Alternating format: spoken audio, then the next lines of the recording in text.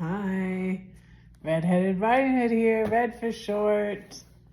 I'm gonna read you in William Barclay's Daily Celebration, Volume 2 today.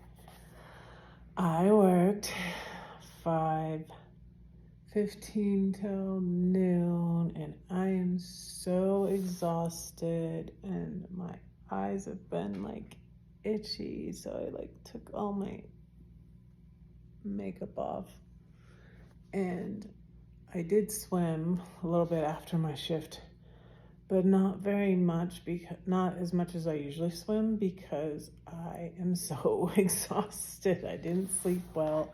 I think I'm gonna start trying to go to bed at 8 o'clock when I have to get up at 4:30 like that, because I just continue to not sleep very well when I have to. I don't know what it is, but I keep waking up even before my alarm goes off at 4:30. So I woke up at 3:15. I've been up a long while. This one is called The Curse of Cold Water. An American professor called Ilion T. Jones quotes a saying, excuse me, root beer. I got the store brand root beer. It's a lot cheaper. So an American professor named Jones, how about that, quotes a saying of that great American preacher Clovis G. Chappelle. No man has a right to preach as to send his hearers away on flat tires. Every discouraging sermon is a wicked sermon. A discouraged man is not an asset, but a liability. Professor Jones also quotes an entry from the diary of Robert Louis Stevenson. He wrote A Child's Garden of Verses, and he also wrote Treasure Island. I think some other things too.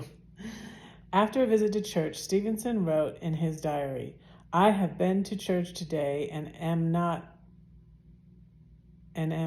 not depressed. A church service which was not depressing was to him such an unusual phenomenon that it deserved a special entry in his diary. There could hardly be a more unchristian way of living than to go about in such a way as to depress and to discourage other people. Yes, I hope that I am encouraging. I don't want to be a discourager. In the Royal Navy, there is a regulation that no officer shall speak discouragingly to any other officer in the discharge of his duties. In the senior service, discouragement is forbidden, yet the world is full of discouragers. There are those who discourage every great plan and every great dream.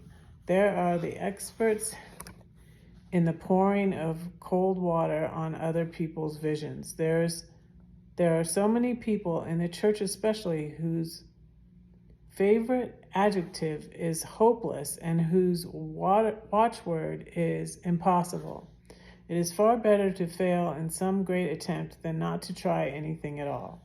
If we do try to do something, it is amazing what can happen. No man knows what might happen in the church and in the world if people would only stop pouring so much cold water. That is a good one.